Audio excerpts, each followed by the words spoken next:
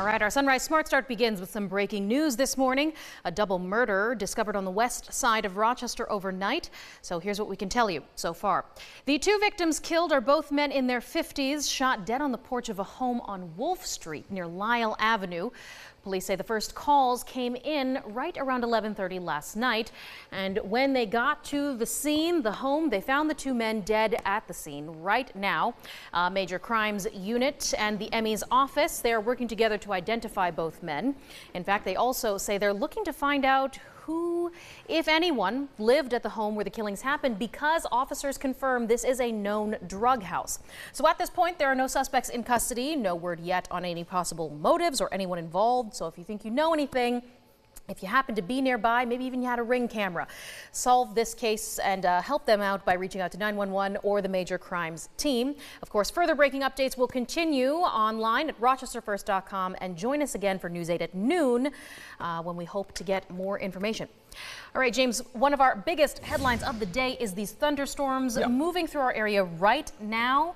Luckily, though, they won't last too long. Yeah, that's right. Heavy rain across the city down through Brighton, Henrietta.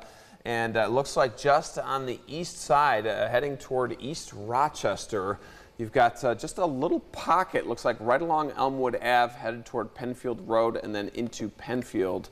Maybe just north of East Rochester, probably through Penfield there. Baird Road, heads up, maybe some small hail headed in your direction. So that's the bubble we are watching now. We'll do the 8-day at the end of the show. Michaela? All right, thank you so much, James. Taking a look at our sunrise traffic update here at 6:53. As we can see here on the west side, the rain has just started to move in. We can barely see the roadways on 490 through the raindrops in the Greater Rock Sky Eye camera. But luckily, folks are driving safely because there's no accidents to report across any of our main highways. 395, 90 okay. So please just take it slow and use those windshield wipers, headlights on. Well, after several months organizing rallies and weeks of striking, graduate student workers at the University of Rochester say they plan to march at today's commencement ceremony. These students say U of R has been blocking their grad student worker efforts to unionize. In a statement, they say they, quote, have been left with no choice but to disrupt commencement to demand a fair process to form their union.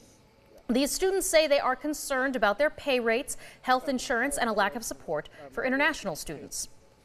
All right, let's switch on over to our 2025 Calder Cup playoff news for the Amherst. In fact, everybody knew Laval was going to be a tough game for the Amherst in the second half of the playoffs. Certainly, they learned that Wednesday night in Game 1, and the Rocket is certainly the best regular season team for a good reason. Now, after that 5-4 loss in Game 1, the Amherst discussed with us what needs to change before Game 2 tonight. I think there's a few things we can clean up. I think we could play faster for sure. Like, they're a heavy forechecking team. I thought we hung onto the puck just a split second too long to get them to the forecheck. Countless times we had the puck on the half wall and we're just a split second slow, and they're really good at closing. It's a different series. We knew that coming in. You know, they have a lot more skill. They compete hard and they have skill to make you pay when you make mistakes. I think that's the difference. So, you know, they're a great hockey team, but so are we. So we'll bounce back on Friday.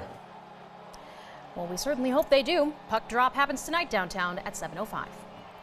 We're nearing the end of the 127th Lilac Festival, day 8 today, and the final weekend also kicking off. So tonight's live music headliner is The Aces, an alternative pop and indie rock band from Utah. They take the stage at 7. Art in the Park also returns tomorrow, lasting until Sunday, and that's going to start at 10 a.m. both days. And finally on Sunday, the last day of the festival, everybody who wants to get a look at the head start on the day, they have the Lilac 5 and 10Ks, the Tim Hortons Timbits Trot at 8 a.m. So get your steps in, and you can find the full festival schedule right now at rochesterfirst.com. Yeah, hang on. 8 a.m. For catering to the young kids that are up at 6 a.m. Yeah, you know what? When the kids are up early, I'm sure you as a dad can attest, you need to get their energy out quickly. Right. I try to let them sleep in a little bit on the weekends and make them sleep in. Storms this morning are tapering off, and a couple more tomorrow. All right. Thank you, James. Thank you for watching News 8 at Sunrise. We'll be back in 30 minutes.